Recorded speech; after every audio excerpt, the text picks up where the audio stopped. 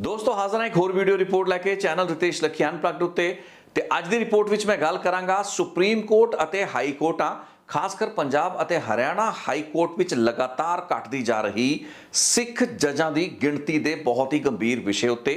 इस मुद्दे नूं अज तो कई हफ्ते पहलां देश दी पार्लीमेंट दे लोअर हाउस लोक सभा दे विच उभारिया सी। सरदार सिमरनजीत सिंह मान ने संगरूर तो मैंबर पार्लीमेंट ने कई दहाके बाद उन्होंने पार्लीमेंट में जाने का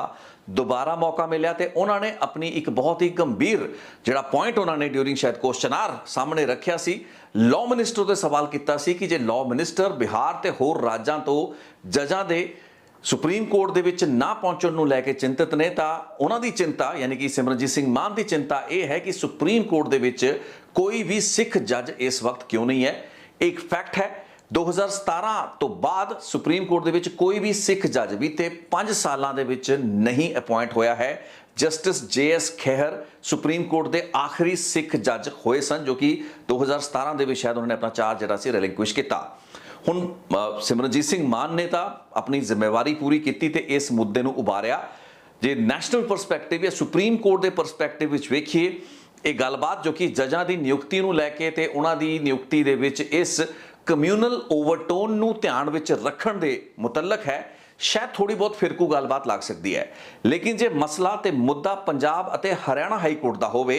तां फिर गलबात काफ़ी गंभीर हो जाती है तो इसकी डायमेंशन भी बहुत सीरीयस हो जाती है। हुण हैरानी की गल है कि सिमरनजीत सिंह मान तो पहला इन्नियां पार्टियां कांग्रेस पार्टी आम आदमी पार्टी के सांसद लोक सभा दे विच रहे, पार्लीमेंट दे विच रहे, अपने आप नूं पंथक जमात अखवाण वाली शिरोमणी अकाली दल दे भी सांसदां दी कोई कमी पार्लीमेंट दे विच नहीं रही ते 2010 तो बाद ही ये जिहड़ा सिलसिला है चाहे वह सुप्रीम कोर्ट दे विच होवे या फिर पंजाब अते हरियाणा हाई कोर्ट दे विच आपां ट्रेंड वेखीए लगातार जिहड़े नवें कोलीजियम दे जरिए बनन वाले जजां दे विच सिख जजां दी नियुक्तियां उन्हां दी जिहड़ी एलिवेशनस हैगियां ਉਹ लगातार घटदियां जा रही ने ते इस मुद्दे नूं इस गंभीर विषय नूं कदे भी ना तो सुप्रीम कोर्ट दे ते ना ही पंजाब अते हरियाणा हाई कोर्ट दे संदर्भ विच किसी भी पार्टी ने उसके किसी भी मैंबर पार्लीमेंट ने किसी भी विधायक ने चुक्या है। हुण जदों सिमरनजीत सिंह मान कुछ हफ्ते पहला इस मुद्दे नूं पार्लीमेंट दे विच टेक अप करदे ने उस तो बाद 16 अगस्त नूं सुखबीर सिंह बादल अकाली दल दे प्रधान दा जिहड़ा दर्द है इस मुतलक छलक जांदा है। उस वक्त जदों पंजाब अते हरियाणा हाई कोर्ट दे विच नवें बने 11 जिहड़े जजां दी सूची नशर हुंदी है इसनूं लॉ मिनिस्ट्री वालों क्लीयरेंस मिलती है। हुण इत्थे दस दे भी पंजाब अते हरियाणा हाई कोर्ट जिस दे विच कुल 85 जजां दी स्ट्रेंथ होनी चाहिए है यानी कि ये सैंक्शन स्ट्रेंथ है जिस दे खिलाफ जिस दे अगेंस्ट महज 46 जज इस वक्त पंजाब अते हरियाणा हाई कोर्ट विच काम कर रहे हैं। सो एक ओवरबर्डनड हाई कोर्ट है तो इन्हां 11 नवें बने जजां नूं मिला के पंजाब अते हरियाणा हाई कोर्ट के जजां की गिणती 57 हो जाती है।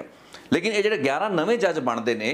इन्हां दे विच एक भी सिख जज नहीं है तो एक भी पंजाबी जज नहीं है। ये अपने आप विच बहुत विचित्र गल इस वास्ते है क्योंकि पंजाब अते हरियाणा हाई कोर्ट पहला पंजाब दा हाई कोर्ट है, हरियाणा दा हाई कोर्ट ये बाद दे विच है। उल्टा हरियाणा अपना एक वखरा हाई कोर्ट बनाने नूं लैके कई मंगां कई समय के उत्ते कई पड़ाव के तहत कर चुका है। सो ये एसेंशियली पंजाब दा हाई कोर्ट है जिसनों बाद दे विच 67 तो बाद हरियाणा दा हाई कोर्ट भी सांझे तौर पर मन्निया जान लगा। लेकिन हाई कोर्ट दे विच जिहड़ियां एलिवेशनस इस वक्त हो रही ने सीनियर एडवोकेट्स तो लैके या फिर सीनियर एडिशनल एडवोकेट जनरल सरकार के जिहड़े बहुत ही सीनियर लैवल के वकील हुंदे ने उन्हां तो सीधियां तरक्कियां पा के ही हाई कोर्ट के जजां की जिहड़ी चोण की जाती है, नियुक्तियां कीतियां जांदियां ने। ते ये पूरा का पूरा प्रोसैस पहला हाई कोर्ट का एक कोलीजियम जिस में chief justice of Punjab and Haryana high court ते उन्हां दे नाल दे कुछ सीनियर जज हुंदे ने। पहला उन्हां वल्लों एक लिस्ट जिहड़ी है उस उत्ते रजामंदी बनाई जाती है। उस तो बाद ये लिस्ट सुप्रीम कोर्ट दे विच भेजती जाती है। सुप्रीम कोर्ट का एक अलग कोलीजियम बैठता है जिथे सुप्रीम कोर्ट के चीफ जस्टिस ऑफ इंडिया ते उन्हां दे नाल दे कुछ जिहड़े सीनियर मोस्ट जजिस हुंदे ने इस लिस्ट के उत्ते नज़र मारते हैं, नज़रसानी करते हैं ते उस तो बाद उसनूं अप्रूव करते हैं। हुण इस साल यानी कि 2022 के मार्च महीने दे विच सब तो पहला पंजाब अते हरियाणा हाई कोर्ट के कोलीजियम ने 13 अजिहे सीनियर एडवोकेट्स या फिर उन्हां लोकां दी सूची नूं क्लीयरेंस दित्ती जो कि पंजाब अते हरियाणा हाई कोर्ट के जज बन सकते सन।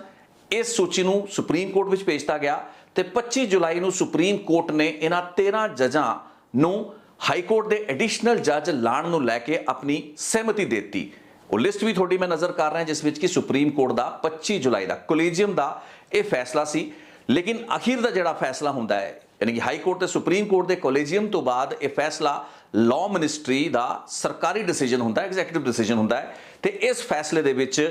ਇਹਨਾਂ 13 ਦੇ ਵਿੱਚੋਂ 12ਵੇਂ ਅਤੇ 13ਵੇਂ ਨੰਬਰ ਦੇ ਉੱਤੇ ਜਿਹੜੇ ਜੱਜਾਂ ਦੇ ਨਾਂ ਸੀ ਉਹ ਸੂਚੀ ਚੋਂ ਬਾਹਰ ਕਰਤੇ ਗਏ ਤੇ ਸਿਰਫ 11 ਜੱਜਾਂ ਨੂੰ ਹੀ ਕਲੀਅਰੈਂਸ ਦਿੱਤੀ ਗਈ। ਹੁਣ ਪਹਿਲਾਂ ਤਾਂ ਇੱਕ ਸੂਚੀ ਉੱਤੇ ਨਜ਼ਰ ਮਾਰ ਲੈਂਦੇ ਹਾਂ, ਸੂਚੀ ਦੇ ਵਿੱਚ ਕਿਹੜੇ-ਕਿਹੜੇ ਜੱਜਾਂ ਦੇ ਨਾਂ ਹੈਗੇ ਨੇ। ਹਾਈ ਕੋਰਟ ਅਤੇ ਸੁਪਰੀਮ ਕੋਰਟ ਦੇ ਕੋਲੇਜੀਅਮ ਵੱਲੋਂ ਜਿਹੜੇ 13 ਜੱਜਾਂ ਦੇ ਨਾਂ ਨੂੰ ਸਹਿਮਤੀ ਦਿੱਤੀ ਗਈ ਸੀ ਉਹ ਸਨ निधि गुप्ता, संजय वशिष्ठ, त्रिभुवन दहिया, नमित कुमार, हरकेश मनुजा, अमन चौधरी, नरेश सिंह शेखावत, हर्ष बोंगड़, जगमोहन बंसल, दीपक मनचंदा, आलोक कुमार जैन, हरप्रीत सिंह बराड़ ਅਤੇ ਕੁਲਦੀਪ ਤਿਵਾਰੀ। ਹੁਣ ਹਾਈ ਕੋਰਟ ਅਤੇ ਸੁਪਰੀਮ ਕੋਰਟ ਦੇ ਕੋਲੇਜੀਅਮ ਨੇ ਇਹਨਾਂ 13 ਨਾਂ ਨੂੰ ਆਪਣੀ ਸਹਿਮਤੀ ਦਿੱਤੀ ਤੇ ਇਹਨਾਂ ਦਾ ਜੱਜ ਬਣਨਾ ਲਗਭਗ ਤੈਅ ਮੰਨਿਆ ਜਾ ਰਿਹਾ ਸੀ। ਲੇਕਿਨ ਆਖਰੀ ਮੌਕੇ ਦੇ ਉੱਤੇ ਲਾਅ ਮਿਨਿਸਟਰੀ ਨੇ 12ਵੇਂ ਅਤੇ 13ਵੇਂ ਨਾਂ ਯਾਨੀ ਕਿ ਹਰਪ੍ਰੀਤ ਸਿੰਘ ਬਰਾੜ ਅਤੇ ਕੁਲਦੀਪ ਤਿਵਾਰੀ ਨੂੰ ਇਸ ਸੂਚੀ ਦੇ ਵਿੱਚੋਂ ਕੰਸੀਡਰ ਨਹੀਂ ਕੀਤਾ, ਬਾਹਰ ਕਰਤਾ ਤੇ 11 ਨਾਂ ਨੂੰ ਹੀ ਹਾਈ ਕੋਰਟ ਦੇ ਜੱਜ ਬਣਾਉਣ ਦੀ ਸਹਿਮਤੀ ਜਾਂ ਮਨਜ਼ੂਰੀ ਕੇਂਦਰੀ ਮਹਿਕਮੇ ਤੋਂ ਲਾਅ ਮਿਨਿਸਟਰੀ ਤੋਂ ਮਿਲ ਪਾਈ। ਹੁਣ ਇਹ ਉਹ ਫੈਸਲਾ ਸੀ ਜਿਸ ਦੇ ਖਿਲਾਫ ਸ਼੍ਰੋਮਣੀ ਅਕਾਲੀ ਦਲ ਦੇ ਪ੍ਰਧਾਨ ਸੁਖਬੀਰ ਸਿੰਘ ਬਾਦਲ ਨੇ ਬੀਤੇ 1 ਦਿਨ ਤੋਂ ਮੋਰਚਾ ਖੋਲ ਕੇ ਰੱਖਿਆ, ਨੋਟੀਫਿਕੇਸ਼ਨ ਨੂੰ ਟਵੀਟ ਕੀਤਾ ਤੇ ਦੇਸ਼ ਦੇ ਪ੍ਰਧਾਨ ਮੰਤਰੀ ਨਰਿੰਦਰ ਮੋਦੀ ਨੂੰ ਇੱਕ ਇਤਰਾਜ਼ ਭਰੀ ਚਿੱਠੀ ਲਿਖ ਦਿੱਤੀ ਜਿਸ ਵਿੱਚ ਕਿ ਇਹ ਕਿਹਾ ਕਿ ਪੰਜਾਬ ਅਤੇ ਹਰਿਆਣਾ ਹਾਈ ਕੋਰਟ ਦੇ ਜੱਜਾਂ ਦੀ ਨਿਯੁਕਤੀ ਵੇਲੇ ਸਿੱਖਾਂ ਨੂੰ ਨਜ਼ਰ ਅੰਦਾਜ਼ ਕਰਨਾ, ਪੰਜਾਬੀਆਂ ਨੂੰ, ਪੰਜਾਬੀ ਵਰਡ ਤਾਂ ਨਹੀਂ ਉਹਨਾਂ ਨੇ ਵਰਤਿਆ ਲੇਕਿਨ ਸਿੱਖਾਂ ਨੂੰ ਨਜ਼ਰ ਅੰਦਾਜ਼ ਕਰਨਾ ਇਹ ਗਹਿਰੀ ਚਿੰਤਾ ਦਾ ਕਾਰਨ ਹੈ। ਦੇਸ਼ ਦੀ ਆਜ਼ਾਦੀ ਦੀ ਮੂਵਮੈਂਟ ਦੇ ਵਿੱਚ ਸਿੱਖਾਂ ਦੇ ਯੋਗਦਾਨ ਦਾ ਹਵਾਲਾ ਦਿੰਦਿਆਂ ਹੋਇਆ ਤੇ तमाम ਉਹ ਲੌਜਿਕ ਦਿੰਦਿਆਂ ਹੋਇਆ ਸੁਖਬੀਰ ਸਿੰਘ ਬਾਦਲ ਨੇ ਪ੍ਰਧਾਨ ਮੰਤਰੀ ਨਰਿੰਦਰ ਮੋਦੀ ਨੂੰ ਆਪਣਾ ਫੈਸਲਾ ਰਿਵਿਊ ਕਰਨ ਤੇ ਰੈਕਟੀਫਾਈ ਕਰਨ ਦੀ ਗੁਹਾਰ ਕੀਤੀ ਤੇ ਕਿਹਾ ਕਿ ਆਪਣੇ ਇਸ ਫੈਸਲੇ ਦੇ ਮੁੜ ਵਿਚਾਰ ਕਰੋ, ਇਸ ਨੂੰ ਬਦਲੋ। ਹੁਣ ਇੱਥੇ ਇੱਕ ਉੱਭਰਨ ਵਾਲਾ ਸਵਾਲ ਇਹ ਹੈ ਕਿ ਐਨੇ ਸਾਲ ਤੇ ਐਨੇ ਦਹਾਕੇ ਇਹ ਸਾਰੇ ਦੇ ਸਾਰੇ ਸਿਆਸਤਦਾਨ, ਉਸ ਵਿੱਚ ਇਕੱਲਾ ਅਕਾਲੀ ਦਲ ਹੀ ਨਹੀਂ ਬਲਕਿ ਕਾਂਗਰਸ, ਆਮ ਆਦਮੀ ਪਾਰਟੀ, ਬੀਜੇਪੀ, ਇਹ ਸਾਰੀ ਦੀ ਸਾਰੀ ਜਿਹੜੀਆਂ ਪਾਰਟੀਆਂ ਨੇ ਇਹਨਾਂ ਦੀ ਲੀਡਰਸ਼ਿਪ, ਇਹਨਾਂ ਦੇ ਪਾਰਲੀਮੈਂਟੇਰੀਅਨਸ, ਐਮਪੀਜ਼ ਜਾਂ ਫਿਰ ਇਹਨਾਂ ਦੇ ਵਿਧਾਇਕ, ਇਹ ਸਾਰੇ ਚੁੱਪ ਕਿਉਂ ਰਹੇ ਨੇ? ਇਸ ਮੁੱਦੇ ਨੂੰ ਪਹਿਲਾਂ ਕਦੇ ਕਿਉਂ ਨਹੀਂ ਚੁੱਕਿਆ ਗਿਆ? ਕਿਉਂ ਸਿਮਰਨਜੀਤ ਸਿੰਘ ਮਾਨ ਦੇ ਲੋਕ ਸਭਾ ਐਮਪੀ ਬਣਨ ਤੋਂ ਬਾਅਦ ਇਸ ਮੁੱਦੇ ਦੀ ਗੂੰਜ ਹੈ ਦੇਸ਼ ਦੀ ਪਾਰਲੀਮੈਂਟ ਦੇ ਵਿੱਚ ਸੁਣਾਈ ਦਿੱਤੀ ਤੇ ਇਸ ਤੋਂ ਪਹਿਲਾਂ ਦੇ ਜਿਹੜੇ ਪਾਰਲੀਮੈਂਟੇਰੀਅਨ ਐਮਪੀ ਸੀ ਉਹ ਕੀ ਕਰਦੇ ਰਹੇ? ਇਸ ਮੁੱਦੇ ਨੂੰ ਅੱਖੋਂ ਪਰੋਖੇ ਕਿਉਂ ਕੀਤਾ ਗਿਆ? ਹੁਣ ਇੱਥੇ ਜੇ ਗੱਲ ਪੰਜਾਬ ਅਤੇ ਹਰਿਆਣਾ ਹਾਈ ਕੋਰਟ ਦੇ ਵਿੱਚ ਜੱਜਾਂ ਦੀ ਐਲੀਵੇਸ਼ਨ ਦੀ ਕੀਤੀ ਜਾਏ ਤਾਂ ਬੀਤੇ ਕਈ ਸਾਲਾਂ ਦੇ ਵਿੱਚ ਜਿਹੜੀਆਂ 3-4 ਅਲੱਗ-ਅਲੱਗ ਕੋਲੇਜੀਅਮ ਵੱਲੋਂ ਲਏ ਗਏ ਫੈਸਲੇ ਉਸ ਤੋਂ ਬਾਅਦ ਐਲੀਵੇਸ਼ਨਸ ਹੋਈਆਂ, ਯਾਨੀ ਕਿ ਹਾਈ ਕੋਰਟ ਦੇ ਜਿਹੜੇ ਜੱਜ ਚੁਣੇ ਗਏ ਉਹਨਾਂ ਦੇ ਵਿੱਚ ਸਿੱਖ ਤੇ ਪੰਜਾਬੀ ਜੱਜਾਂ ਦੀ ਗਿਣਤੀ ਬਹੁਤ ਘੱਟ ਸੀ ਤੇ ਅਜਿਹੇ ਬਹੁਤ ਸੇ ਕੈਂਡੀਡੇਟ ਜਾਂ ਉਮੀਦਵਾਰ ਸਨ ਜੋ ਕਿ ਪੋਟੈਂਸ਼ੀਅਲੀ ਅੱਛੇ ਦਾਅਵੇਦਾਰ ਸਨ ਲੇਕਿਨ ਉਹ ਹਾਈ ਕੋਰਟ ਜੱਜ ਨਹੀਂ ਬਣ ਪਾਏ, ਜੋ ਕਿ ਸਿੱਖ ਵੀ ਸਨ, ਪੰਜਾਬੀ ਵੀ ਸਨ। ਲੇਕਿਨ ਇਹਨਾਂ ਸਾਰੇ ਦੇ ਸਾਰੇ ਫੈਸਲਿਆਂ ਦੇ ਮੌਕੇ ਸਾਡੀ ਸਾਰੀ ਸਿਆਸੀ ਜਮਾਤਾਂ ਨੇ, ਉਹਨਾਂ ਦੇ ਲੀਡਰਾਂ ਨੇ, ਉਹਨਾਂ ਦੇ ਪ੍ਰਧਾਨਾਂ ਨੇ ਚੁੱਪੀ ਜਿਹੜੀ ਸੀ ਉਹ ਸਾਧ ਕੇ ਰੱਖੀ। ਇਹੀ ਸੁਖਬੀਰ ਬਾਦਲ ਸਨ, ਇਹਨਾਂ ਦੀਆਂ ਸਰਕਾਰਾਂ ਸੀ, ਇਹ ਡਿਪਟੀ ਮੁੱਖ ਮੰਤਰੀ ਸਨ, ਇਹਨਾਂ ਦੇ ਮੈਂਬਰ ਪਾਰਲੀਮੈਂਟ ਸਨ, ਲੇਕਿਨ ਕਦੇ ਵੀ ਕੋਈ ਆਵਾਜ਼ ਇਸ ਗੱਲਬਾਤ ਨੂੰ ਲੈ ਕੇ ਨਹੀਂ ਉਭਰੀ। ਹੁਣ ਤੁਸੀਂ ਸੋਚ ਸਕਦੇ ਹੋ ਵੀ ਚਲੋ ਦੇਰ ਹੈ ਦੁਰਸਤ ਹੈ, ਹੁਣ ਇਹ ਗੱਲਬਾਤ ਕੀਤੀ ਹੈ, ਇਹ ਮੁੱਦਾ ਚੁੱਕਿਆ ਗਿਆ ਹੈ, ਦੇਸ਼ ਦੇ ਪ੍ਰਧਾਨ ਮੰਤਰੀ ਨੂੰ ਚਿੱਠੀ ਲਿਖੀ ਗਈ ਹੈ ਤਾਂ ਸ਼ਾਇਦ ਇਹ ਸਹੀ ਗੱਲਬਾਤ ਹੈ ਤੇ ਮੈਂ ਤਾਂ ਇਸ ਨੂੰ ਵੈਲਕਮ ਕਰਦਾ ਹਾਂ। ਸ਼ੁਕਰ ਹੈ ਕਿ ਸ਼੍ਰੋਮਣੀ ਅਕਾਲੀ ਦਲ ਨੇ ਇਸ ਮੁੱਦੇ ਨੂੰ ਟੇਕ ਅਪ ਕੀਤਾ। ਸਿਮਰਨਜੀਤ ਸਿੰਘ ਮਾਨ ਦੁਆਰਾ ਸੁਪਰੀਮ ਕੋਰਟ ਦੇ ਸੰਦਰਭ ਵਿੱਚ ਇਸ ਮੁੱਦੇ ਨੂੰ ਚੁੱਕੇ ਜਾਣ ਤੋਂ ਬਾਅਦ ਹੁਣ ਇੱਥੇ ਥੋੜਾ ਜਿਹਾ ਸਮਝਣ ਦਾ ਇਹ ਵੀ ਸਮਾਂ ਹੈ ਕਿ ਅਕਾਲੀ ਦਲ ਪ੍ਰਧਾਨ ਸੁਖਬੀਰ ਬਾਦਲ ਨੇ ਹੁਣ ਇਸ ਮੁੱਦੇ ਨੂੰ ਕਿਉਂ ਟੇਕ ਅਪ ਕੀਤਾ ਹੈ। ਸੋ ਇਹ 13 ਜਿਹੜੇ ਨਾਂ ਦੀ ਮੈਂ ਸੂਚੀ ਤੁਹਾਨੂੰ ਦੱਸੀ ਜਿਸ ਵਿੱਚੋਂ 11 ਹਾਈ ਕੋਰਟ ਦੇ ਜੱਜ ਬਣਨਗੇ, 2 ਦੇ ਨਾਂ ਜਿਹੜੇ ਹੈਗੇ ਨੇ ਰਿਜੈਕਟ ਕਰਤੇ ਗਏ ਨੇ ਤੇ 12ਵੇਂ ਨੰਬਰ ਉੱਤੇ ਹਰਪ੍ਰੀਤ ਸਿੰਘ ਬਰਾੜ ਜਿਹੜੇ ਕਿ ਇੱਕ ਦਾਅਵੇਦਾਰ ਸਨ, ਉਹ ਬਾਰ council of Punjab and Haryana high court ਦੇ ਉਹ ਚੇਅਰਮੈਨ ਰਹਿ ਚੁੱਕੇ ਨੇ, ਐਸੋਸੀਏਸ਼ਨ ਦੇ ਕਈ ਵਾਰ ਉਹ ਪ੍ਰੈਜ਼ੀਡੈਂਟ ਰਹੇ ਨੇ, ਇੱਕ ਚੰਗੇ ਕਾਬਲ ਵਕੀਲ ਹੈਗੇ ਨੇ। ਲੇਕਿਨ ਹਰਪ੍ਰੀਤ ਸਿੰਘ ਬਰਾੜ ਜਿਨ੍ਹਾਂ ਨੂੰ ਰਾਜਨ ਬਰਾੜ ਦੇ ਨਾਂ ਨਾਲੋਂ ਵੀ ਜਾਣਿਆ ਜਾਂਦਾ ਹੈ, ਉਹ ਸ਼੍ਰੋਮਣੀ ਅਕਾਲੀ ਦਲ ਦੇ ਲੀਗਲ ਵਿੰਗ ਦੇ ਚੇਅਰਮੈਨ ਤੇ ਪ੍ਰਧਾਨ ਰਹੇ ਨੇ। ਕਈ ਸਾਲ ਹਰਪ੍ਰੀਤ ਸਿੰਘ ਰਾਜਨ ਬਰਾੜ ਅਕਾਲੀ ਦਲ ਦੀ ਜਥੇਬੰਦੀ ਦੇ ਨਾਲ ਯਾਨੀ ਕਿ ਸ਼੍ਰੋਮਣੀ ਅਕਾਲੀ ਦਲ ਦੇ ਨਾਲ ਬਤੌਰ ਲੀਗਲ ਵਿੰਗ ਦੇ ਮੁਖੀ ਹੋਣ ਦੇ ਨਾਤੇ ਐਸੋਸੀਏਟ ਰਹੇ ਨੇ ਤੇ 2019 ਦੇ ਵਿੱਚ ਉਹਨਾਂ ਨੂੰ ਪਾਰਟੀ ਦਾ ਸ਼੍ਰੋਮਣੀ ਅਕਾਲੀ ਦਲ ਦਾ ਲੀਗਲ ਐਡਵਾਈਜ਼ਰ ਬਣਾਇਆ ਗਿਆ। ਹੁਣ ਸਵਾਲ ਇਹ ਪੈਦਾ ਹੋ ਰਿਹਾ ਹੈ ਕਿ ਜਿਹੜਾ ਦਰਦ ਸਿੱਖ ਕੌਮ ਦੇ ਪ੍ਰਤੀ ਜਾਂ ਸਿੱਖ ਜੱਜਾਂ ਦੇ ਪੰਜਾਬ ਅਤੇ ਹਰਿਆਣਾ ਹਾਈ ਕੋਰਟ ਵਿੱਚ ਨਾ ਪਹੁੰਚਣ ਨੂੰ ਲੈ ਕੇ ਅਕਾਲੀ ਦਲ ਦੇ ਪ੍ਰਧਾਨ 16 ਅਗਸਤ ਦੀ ਆਪਣੀ ਪ੍ਰਧਾਨ ਮੰਤਰੀ ਨੂੰ ਲਿਖੀ ਗਈ ਚਿੱਠੀ ਵਿੱਚ ਜ਼ਾਹਰ ਕਰ ਰਹੇ ਨੇ, ਉਹ ਦਰਦ 25 ਜੁਲਾਈ ਨੂੰ ਉਸ ਵਕਤ ਕਿਉਂ ਨਹੀਂ ਉਭਰਿਆ ਜਾਂ ਮਾਰਚ 2022 ਦੇ ਵਿੱਚ ਉਸ ਵਕਤ ਕਿਉਂ ਨਹੀਂ ਉਭਰਿਆ ਜਦੋਂ 13 ਜਿਹੜੇ ਨਾਂ ਦੀ ਸੂਚੀ ਪੰਜਾਬ ਅਤੇ ਹਰਿਆਣਾ ਹਾਈ ਕੋਰਟ ਦੇ ਕੋਲੀਜੀਅਮ ਨੇ ਅਤੇ ਸੁਪਰੀਮ ਕੋਰਟ ਆਫ ਇੰਡੀਆ ਦੇ ਕੋਲੀਜੀਅਮ ਨੇ ਕਲੀਅਰ ਕੀਤੀ, ਉਹਨਾਂ 13 ਵਿੱਚੋਂ ਸਿਰਫ ਇੱਕ ਨਾਂ ਇੱਕ ਸਿੱਖ ਦਾ ਤੇ ਪੰਜਾਬੀ ਦਾ ਸੀ। ਉਸ ਵਕਤ ਇਹ ਸਵਾਲ ਅਕਾਲੀ ਦਲ ਪ੍ਰਧਾਨ ਦੇ ਜ਼ਿਹਨ ਵਿੱਚ ਕਿਉਂ ਨਹੀਂ ਆਇਆ ਕਿ 13 ਦੇ ਵਿੱਚੋਂ ਜੇ ਸਿਰਫ ਇੱਕ ਸਿੱਖ ਦਾ ਨਾਂ ਇਸ ਕੋਲੀਜੀਅਮ ਦੇ ਵਿੱਚ ਭੇਜਿਆ ਜਾ ਰਿਹਾ ਹੈ ਤੇ ਉਹ ਜਿਹੜਾ ਨਾਂ ਹੈ ਇਹਨਾਂ ਦੀ ਜਥੇਬੰਦੀ ਦੇ ਨਾਲ ਜੁੜਦਾ ਹੈ, ਉਹਦਾ ਪਿਛੋਕੜ ਸ਼੍ਰੋਮਣੀ ਅਕਾਲੀ ਦਲ ਦੇ ਨਾਲ ਬਤੌਰ ਇੱਕ ਆਰਗੇਨਾਈਜੇਸ਼ਨਲ ਆਫਿਸ ਬੇਅਰਰ ਦੇ ਰੂਪ ਵਿੱਚ ਜੁੜਦਾ ਹੈ, ਸਿਰਫ ਕਿ ਉਹੀ ਸਿੱਖਾਂ ਦੀ ਤਰਜਮਾਨੀ ਜਾਂ ਸਿੱਖਾਂ ਦੀ ਨੁਮਾਇੰਦਗੀ ਪੰਜਾਬ ਅਤੇ ਹਰਿਆਣਾ ਹਾਈ ਕੋਰਟ ਵਿੱਚ ਕਰ ਸਕਦਾ ਹੈ। 13 ਦੇ ਵਿੱਚੋਂ ਤਕਰੀਬਨ 6 ਤੋਂ 7 ਰਾਦਰ 8 ਨਾਂ ਅਜਿਹੇ ਹੋਣੇ ਚਾਹੀਦੇ ਸੀ ਜੋ ਕਿ ਪੰਜਾਬ ਤੋਂ ਜਾਂ ਫਿਰ ਸਿੱਖਾਂ ਦੇ ਵਿੱਚੋਂ ਹੋਣੇ ਚਾਹੀਦੇ ਸੀ। ਇਸ ਗੱਲਬਾਤ ਨੂੰ ਇਸ਼ੂ ਕਿਉਂ ਨਹੀਂ ਬਣਾਇਆ ਗਿਆ? ਮਾਰਚ ਦੇ ਵਿੱਚ ਹਾਈ ਕੋਰਟ ਦੇ ਕੋਲੀਜੀਅਮ ਦੇ ਫੈਸਲੇ 13 ਦੀ ਸੂਚੀ ਉਹਨਾਂ ਨੇ ਭੇਜੀ ਸੀ, ਸੁਪਰੀਮ ਕੋਰਟ ਦੇ ਕੋਲੀਜੀਅਮ ਦੇ ਫੈਸਲੇ ਉੱਤੇ ਸਵਾਲ ਕਿਉਂ ਨਹੀਂ ਚੁੱਕੇ ਗਏ? ਕੇਂਦਰ ਸਰਕਾਰ ਦੀ ਲਾਅ ਮਿਨਿਸਟਰੀ ਵੱਲੋਂ ਵਿਤਕਰਾ ਜਿਹੜਾ ਹੈ ਇਹ ਪੰਜਾਬ ਦੇ ਲੋਕਾਂ ਦੇ ਨਾਲ, ਸਿੱਖਾਂ ਦੇ ਨਾਲ ਜੇ ਕੀਤਾ ਜਾ ਰਿਹਾ ਹੈ, ਇਹ ਇੱਕ ਰੈਲੇਵੈਂਟ ਇਤਰਾਜ਼ ਹੈ, ਇਸ ਨੂੰ ਚੁੱਕਿਆ ਜਾਣਾ ਚਾਹੀਦਾ ਸੀ। ਅੱਜ ਨਹੀਂ, ਅੱਜ ਤੋਂ ਕਈ ਸਾਲ, ਕਈ ਦਹਾਕੇ ਪਹਿਲਾਂ ਤੋਂ ਚੁੱਕਿਆ ਜਾਣਾ ਚਾਹੀਦਾ ਸੀ। ਲੇਕਿਨ ਇਹ ਸਭ ਕਰਨ ਦੇ ਵਿੱਚ ਅਕਾਲੀ ਦਲ ਜਾਂ ਫਿਰ ਪੰਜਾਬ ਦੀਆਂ ਸਾਰੀ ਸਿਆਸੀ ਜਮਾਤਾਂ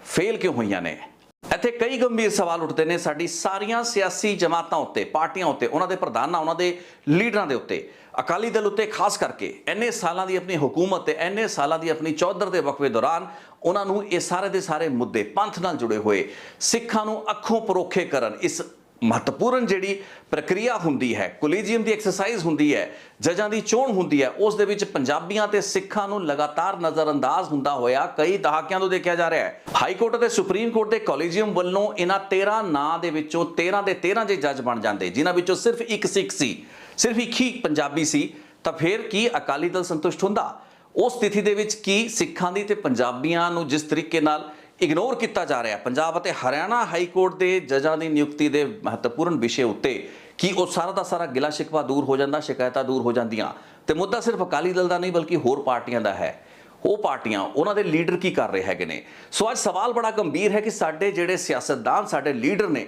ਉਹ ਜਮਾਤਾਂ ਜੋ ਕਿ ਆਪਣੇ ਆਪ ਨੂੰ ਪੰਥਕ ਤੇ ਖੇਤਰੀ ਹਿੱਤਾਂ ਦੀ ਪਹਿਰੇਦਾਰ ਜਮਾਤਾਂ ਦੱਸਦੀਆਂ ਨੇ, ਉਹ ਜਿਹਨਾਂ ਵਿਸ਼ਿਆਂ ਨੂੰ ਚੱਕਦੀਆਂ ਨੇ ਤੇ ਉਹਨਾਂ ਦੇ ਪਿੱਛੇ ਵੀ ਉਹਨਾਂ ਦੇ ਸੰਗਠਨ ਦੇ, ਉਹਨਾਂ ਦੇ ਜਥੇਬੰਦਕ ਮੁਫਾਦ ਹੁੰਦੇ ਨੇ। ਇਸ ਕੇਸ ਦੇ ਵਿੱਚ ਕਲੀਅਰ ਹੈ ਕਿ ਅਕਾਲੀ ਦਲ ਦਾ ਪੂਰਾ ਆਬਜੈਕਸ਼ਨ ਸਿਰਫ ਇੱਕ ਬੰਦੇ ਨੂੰ ਇਸ ਪ੍ਰਕਿਰਿਆ ਦੇ ਵਿੱਚੋਂ ਬਾਹਰ ਕੱਢਣ ਨੂੰ ਲੈ ਕੇ ਹੈ। ਹਾਲਾਂਕਿ ਇਸ ਚੀਜ਼ ਉਹ ਜ਼ਿਕਰ ਨਹੀਂ ਕਰ ਰਹੇ ਨੇ, ਲੇਕਿਨ ਜੇ ਅਕਾਲੀ ਦਲ ਸੁਹਿਰਦ ਹੁੰਦਾ ਤੇ ਇਸ 13 ਨਾਂ ਦੀ ਸੂਚੀ ਦੇ ਉੱਤੇ ਵੱਡਾ ਇਤਰਾਜ਼ ਹੁੰਦਾ। ਇਸ ਦੇ ਵਿੱਚ ਤਕਰੀਬਨ 7 ਤੋਂ 8 ਸਿੱਖ ਜਾਂ ਪੰਜਾਬੀ ਲੋਕਾਂ ਦੇ ਨਾਂ ਹੋਣੇ ਚਾਹੀਦੇ ਸੀਗੇ। ਇਸ ਗੱਲਬਾਤ ਨੂੰ ਲੈ ਕੇ ਇੱਕ ਲਾਰਜਰ ਇਸ਼ੂ ਬਣਾ ਕੇ ਜੇ ਫੋਕਸ ਕਰਕੇ ਪੂਰੀ ਦੀ ਪੂਰੀ ਗੱਲਬਾਤ ਤੇ ਮੰਗ ਕੀਤੀ ਜਾਂਦੀ ਪ੍ਰਧਾਨ ਮੰਤਰੀ ਦੇ ਸਾਹਮਣੇ, ਇਹ ਗੱਲਬਾਤ ਰੱਖੀ ਜਾਂਦੀ, ਤਾਂ ਮੈਂ ਜ਼ਿਆਦਾ ਇਸ ਨੂੰ ਬਿਹਤਰ ਤੇ ਤਰਕਸੰਗਤ ਮੰਨਦਾ। ਲੇਕਿਨ ਅੱਜ ਸਿਰਫ ਇੱਕ ਅਜਿਹੇ ਸ਼ਖਸ ਦੇ ਉੱਤੇ ਇੱਕ ਐਡੀ ਵੱਡੀ ਚਿੱਠੀ ਲਿਖਤੀ ਗਈ ਹੈ ਜੋ ਕਿ ਇਸੇ ਪਾਰਟੀ ਦੀ ਜਥੇਬੰਦੀ ਦਾ ਇੱਕ ਹਿੱਸਾ ਰਿਹਾ ਹੈ, ਉਸ ਦਾ ਆਫਿਸ ਬੇਅਰਰ ਰਿਹਾ ਹੈ, ਉਸ ਦੇ ਲੀਗਲ ਵਿੰਗ ਦਾ ਪ੍ਰਧਾਨ ਰਿਹਾ ਹੈ। ਤਾਂ ਇਸ ਤਰੀਕੇ ਦੀ ਜਿਹੜੀ ਰਾਜਨੀਤੀ ਹੈ, ਇਹ ਕਿੰਨੀ ਕੁ ਦੂਰ ਦੀ ਸੋਚ ਲੈ ਕੇ ਚੱਲ ਸਕਦੀ ਹੈ ਤੇ ਚੱਲਦੀ ਹੈ, ਇਹ ਤੁਹਾਡੇ ਸਾਹਮਣੇ ਹੈ ਤੇ ਤੁਸੀਂ ਇਸ ਦਾ ਅੰਦਾਜ਼ਾ ਖੁਦ ਬਿਹਤਰ ਤਰੀਕੇ ਨਾਲ ਲਗਾ ਸਕਦੇ ਹੋ, ਖੁਦ ਤੁਸੀਂ ਬੈਟਰ ਜੱਜ ਹੋ। ਲੇਕਿਨ ਇੱਥੇ ਮੈਂ ਹੋਰ ਪਾਰਟੀਆਂ ਦੀ ਭੂਮਿਕਾ ਤੇ ਵੀ ਆਵਾਂਗਾ। ਚੰਡੀਗੜ੍ਹ ਦੇ ਮੁੱਦੇ ਉੱਤੇ ਐਡਾ ਵੱਡਾ ਬਿਆਨ ਜਿਹੜਾ ਸੀ ਕੇਂਦਰ ਸਰਕਾਰ ਦੇ ਗ੍ਰਹਿ ਮੰਤਰੀ ਦਾ ਆਂਦਾ ਹੈ, ਉਹ ਕਹਿੰਦੇ ਨੇ ਕਿ ਹਰਿਆਣੇ ਦੀ ਇੱਕ ਵੱਖਰੀ ਵਿਧਾਨ ਸਭਾ ਲਈ ਚੰਡੀਗੜ੍ਹ ਦੇ ਵਿੱਚ ਹੀ ਜ਼ਮੀਨ ਅਲਾਟ ਕੀਤੀ ਜਾਏਗੀ, ਤੇ ਕੈਪਟਨ ਅਮਰਿੰਦਰ ਸਿੰਘ ਵਰਗੇ ਲੀਡਰਾਂ ਵੱਲੋਂ ਇੱਕ ਵੀ ਬਿਆਨ ਤੱਕ ਉਸ ਵਿਸ਼ੇ ਦੇ ਉੱਤੇ ਨਹੀਂ ਆਇਆ। ਇਹ ਉਹੀ ਲੀਡਰ ਨੇ ਜੋ ਕਿ ਆਪਣੇ ਆਪ ਨੂੰ ਪੰਜਾਬ ਦੇ ਹਿੱਤਾਂ ਦਾ, ਪੰਜਾਬ ਦੇ ਪਾਣੀਆਂ ਦਾ ਰਾਖਾ ਦੱਸਦੇ ਨੇ, ਤੇ ਅੱਜ ਜਦੋਂ ਐਡੇ ਵੱਡੇ ਵਿਸ਼ਿਆਂ ਦੇ ਉੱਤੇ ਗੱਲਾਂ ਬਾਤਾਂ ਹੋ ਰਹੀਆਂ ਨੇ, I would wait to see ਕਿ ਕੈਪਟਨ ਅਮਰਿੰਦਰ ਸਿੰਘ ਵਰਗੇ ਲੀਡਰ ਜੋ ਕਿ ਹੁਣ ਬੀਜੇਪੀ ਦੇ ਨਾਲ, ਕੇਂਦਰ ਦੇ ਵਿੱਚ ਹਾਕਮ ਧਿਰ ਦੇ ਨਾਲ ਰਲਗੜ੍ਹ ਦੇ ਵਿੱਚ ਹੈਗੇ ਨੇ, ਆਪਸ ਦੀ ਜੁਗਲਬੰਦੀ ਉਹਨਾਂ ਦੀ ਚੱਲਦੀ ਪਈ ਹੈ, ਉਹਨਾਂ ਦਾ ਕੀ ਸਟੈਂਡ ਰਹਿੰਦਾ ਹੈ? ਜੱਜਾਂ ਦੀ ਨਿਯੁਕਤੀਆਂ ਦੇ ਇਸ ਬਹੁਤ ਹੀ ਗੰਭੀਰ ਤੇ ਸੈਂਸਿਟਿਵ ਵਿਸ਼ੇ ਉੱਤੇ ਪੰਜਾਬੀਆਂ ਤੇ ਸਿੱਖਾਂ ਨੂੰ ਇਸ ਤਰੀਕੇ ਦੇ ਨਾਲ ਨਜ਼ਰਅੰਦਾਜ਼ ਕਰਨ ਦੇ ਮੁੱਦੇ ਨੂੰ ਮੈਂ ਇੱਕ ਬਹੁਤ ਹੀ ਸੰਜੀਦਾ ਵਿਸ਼ਾ ਕਹਾਂਗਾ, ਤੇ ਕੇਂਦਰ ਸਰਕਾਰ ਦੀ ਲਾਅ ਮਿਨਿਸਟਰੀ ਦੀ ਬਹੁਤ ਵੱਡੀ ਜ਼ਿੰਮੇਵਾਰੀ ਬਣਦੀ ਹੈ। ਹਾਈ ਕੋਰਟ ਅਤੇ ਸੁਪਰੀਮ ਕੋਰਟ ਦੇ ਕੋਲੀਜੀਅਮ ਤੋਂ ਜਿਹੜੇ ਨਾਂ ਜਿਸ ਪ੍ਰਕਿਰਿਆ ਦੇ ਤਹਿਤ ਜਾਂਦੇ ਨੇ, ਉਹਨਾਂ ਦੇ ਉੱਤੇ ਵੀ ਕੁਝ ਸਵਾਲ ਚੁੱਕਣੇ ਜ਼ਰੂਰ ਬਣਦੇ ਨੇ, ਤੇ ਸੰਬੰਧਿਤ ਸਰਕਾਰਾਂ ਨੂੰ, ਮੌਕੇ ਦੀ ਹਾਕਮ ਸਰਕਾਰਾਂ ਨੂੰ ਤੇ ਸਾਡੇ ਸਿਆਸਤਦਾਨਾਂ ਨੂੰ ਇਸ ਚੀਜ਼ ਦੀ, ਇਹਨਾਂ ਹੱਕਾਂ ਦੀ ਰਾਖੀ ਕਰਨ ਦਾ ਪੂਰਾ ਜ਼ਿੰਮਾ ਪੰਜਾਬ ਦੀ ਜਨਤਾ ਨੇ ਦਿੱਤਾ ਹੋਇਆ ਹੈ। ਜੇ ਪੰਜਾਬ ਦੇ ਹਾਈ ਕੋਰਟ, ਜੋ ਕਿ ਪੰਜਾਬ ਅਤੇ ਹਰਿਆਣਾ ਦਾ ਹਾਈ ਕੋਰਟ ਹੈ, ਜਿਸ ਵਿੱਚ ਪੰਜਾਬ ਦੇ ਜੱਜਾਂ ਦੀ ਗਿਣਤੀ ਵੀ ਵੱਧ ਹੋਣੀ ਚਾਹੀਦੀ ਹੈ, ਉਸ ਹਾਈ ਕੋਰਟ ਦੇ ਵਿੱਚ ਐਲੀਵੇਟ ਹੋਣ ਵਾਲੇ 13 ਜੱਜਾਂ ਦੇ ਵਿੱਚੋਂ ਸਿਰਫ ਇੱਕ ਹੀ ਪੰਜਾਬੀ ਤੇ ਸਿੱਖ ਜੱਜ ਹੋਏਗਾ, ਤਾਂ ਕਿੱਥੇ ਉਹ ਪੈਰਿਟੀ ਤੇ ਕਿੱਥੇ ਉਹ ਪ੍ਰਪੋਰਸ਼ਨ ਬਚਦੀ ਹੈ? ਹਾਲਾਂਕਿ ਜੁਡੀਸ਼ਰੀ ਇੱਕ ਬਹੁਤ ਹੀ ਗੰਭੀਰ ਵਿਸ਼ਾ ਹੈ। ਇਸ ਦੀ ਕੰਪੋਜੀਸ਼ਨ, ਇਸ ਦੀ ਜਿਹੜੀ ਸਿਲੈਕਸ਼ਨ ਹੈ, ਉਹ ਇੱਕ ਮੈਰਿਟ ਓਰੀਐਂਟਡ ਸਿਸਟਮ ਦੇ ਥਰੂ ਹੁੰਦੀ ਹੈ। ਲੇਕਿਨ ਅਸੀਂ ਉਹਨਾਂ ਰੀਜਨਲ, ਪੈਰੋਕੀਅਲ ਜਾਂ ਨੇਟਿਵ ਜਿਹੜੇ ਕੰਸਰਨਸ ਨੇ, ਉਹਨਾਂ ਨੂੰ ਅੱਖੋਂ ਪਰੋਕੇ ਨਹੀਂ ਕਰ ਸਕਦੇ। ਪੰਜਾਬ ਅਤੇ ਹਰਿਆਣਾ ਹਾਈ ਕੋਰਟ ਦੇ ਵਿੱਚ ਜੇ ਪੰਜਾਬ ਦੇ ਜੱਜ ਨਹੀਂ ਹੋਣਗੇ, ਜੇ ਸਿੱਖ ਜੱਜ ਨਹੀਂ ਹੋਣਗੇ, ਤਾਂ ਫਿਰ ਹੋਰ ਕੌਣ ਹੋਏਗਾ? इस आर्गूमेंट ਨੂੰ ਜੇ ਥੋੜਾ ਜਿਹਾ ਹੋਰ ਐਕਸਟੈਂਡ ਕੀਤਾ ਜਾਏ, ਇਲੈਬੋਰੇਟ ਕੀਤਾ ਜਾਏ ਤੇ ਗੱਲ ਕੀਤੀ ਜਾਏ ਇੱਕ ਅਜਿਹੇ ਰਾਜ ਦੀ, ਇੱਕ ਅਜਿਹੇ ਸੂਬੇ ਦੀ ਜਿਸ ਦੀ ਹੋਂਦ ਹੀ ਬੋਲੀ ਤੇ ਭਾਸ਼ਾ ਦੇ ਉੱਤੇ ਇੱਕ ਜਿਹੜੀ ਸੰਘਰਸ਼ ਰਿਹਾ ਉੱਥੋਂ ਹੋਈ ਹੋਵੇ, ਖੇਤਰੀ ਰੀਜਨਲ ਐਸਪੀਰੇਸ਼ਨਸ ਜਿਸ ਦਾ ਕੋਰ ਹੋਵੇ, ਅਜਿਹੇ ਰਾਜ ਦੇ ਜੇ ਜੱਜ ਐਲੀਵੇਟ ਹੋ ਕੇ ਹਾਈ ਕੋਰਟ ਦੇ ਵਿੱਚ ਨਹੀਂ ਪਹੁੰਚਦੇ, ਹੇਠਲੀਆਂ ਅਦਾਲਤਾਂ ਤੋਂ ਸੈਂਕੜਾਂ ਤੇ ਹਜ਼ਾਰਾਂ ਨਹੀਂ ਬਲਕਿ ਲੱਖਾਂ ਦੀ ਗਿਣਤੀ ਦੇ ਵਿੱਚ ਅਪੀਲਾਂ ਦੀ ਸ਼ਕਲ ਦੇ ਵਿੱਚ ਹਾਈ ਕੋਰਟ ਦੇ ਵਿੱਚ ਆਉਣ ਵਾਲੇ ਫੈਸਲਿਆਂ ਉੱਤੇ ਉਹ ਲੋਕ ਬੈਠ ਕੇ ਫੈਸਲੇ ਨਹੀਂ ਸੁਣਾਉਂਦੇ ਜੋ ਕਿ ਇਸ ਇਲਾਕੇ ਨੂੰ, ਇਸ ਖੇਤਰ ਨੂੰ ਸਮਝਦੇ ਨੇ, ਇੱਥੋਂ ਦੇ ਜੰਮਪਲ ਨੇ, ਇੱਥੋਂ ਦੇ ਵਸਨੀਕ ਨੇ, ਤਾਂ ਫਿਰ ਆਪਾਂ ਨਿਆਂ ਕਿਸ ਨੂੰ ਮੰਨ ਸਕਦੇ ਹਾਂ? ਫਿਰ ਆਪਾਂ ਰੀਜਨਲ ਐਸਪੀਰੇਸ਼ਨਸ ਦੀ ਪੂਰਤੀ ਲਈ ਕਿਸ ਵੱਲ ਦੇਖਾਂਗੇ, ਕਿਸ ਵੱਲ ਝਾਕਾਂਗੇ? ਕੇਂਦਰ ਸਰਕਾਰ ਜੇ ਇਸ ਤਰੀਕੇ ਦੀ ਵਧੀਕੀ ਪੰਜਾਬ ਦੇ ਨਾਲ ਜਾਂ ਪੰਜਾਬੀ ਕੰਸਰਨਸ ਤੇ ਸਿੱਖ ਕੰਸਰਨਸ ਦੇ ਨਾਲ ਕਰਦੀ ਪਈ ਹੈ, ਇਹ ਆਪਣੇ ਆਪ ਦੇ ਵਿੱਚ ਗਲਤ ਹੈ। ਇਸ ਨੂੰ ਅੱਜ ਤੱਕ ਕਿਸੇ ਨੇ ਫਲੈਗ ਕਿਉਂ ਨਹੀਂ ਕੀਤਾ? ਇਸ ਉੱਤੇ ਸਖਤ ਇਤਰਾਜ਼ ਕਿਉਂ ਨਹੀਂ ਕੀਤੇ ਗਏ? ਤੇ ਕਿਉਂ ਅਕਾਲੀ ਦਲ ਵਰਗੇ ਪਾਰਟੀਆਂ ਤੇ ਉਸ ਦੇ ਪ੍ਰਧਾਨ ਚਿੱਠੀਆਂ ਉਸ ਵਕਤ ਲਿਖ ਰਹੇ ਨੇ ਜਦੋਂ ਉਹਨਾਂ ਦੇ ਜਥੇਬੰਦੀ ਨਾਲ ਜੁੜੇ ਹੋਏ ਕੁਝ ਲੋਕ ਹਾਈ ਕੋਰਟ ਦੇ ਜੱਜ ਬਣਨ ਦੀ ਲਿਸਟ ਦੇ ਵਿੱਚੋਂ ਬਾਹਰ ਹੋ ਜਾਂਦੇ ਨੇ, ਰੇਸ ਦੇ ਵਿੱਚੋਂ ਬਾਹਰ ਹੋ ਜਾਂਦੇ ਨੇ? ਸੋ ਅੱਜ ਸਾਰੀ ਇਸ ਪਾਰਟੀਆਂ ਦੇ ਉੱਤੇ ਸਵਾਲ ਹੈ, ਸਾਰੇ ਲੀਡਰਾਂ ਦੇ ਉੱਤੇ ਸਵਾਲ ਹੈ। ਇੰਨੇ ਸਾਲ ਤੇ ਇੰਨੇ ਦਹਾਕੇ ਤੱਕ ਸੁਪਰੀਮ ਕੋਰਟ ਦੇ ਵਿੱਚ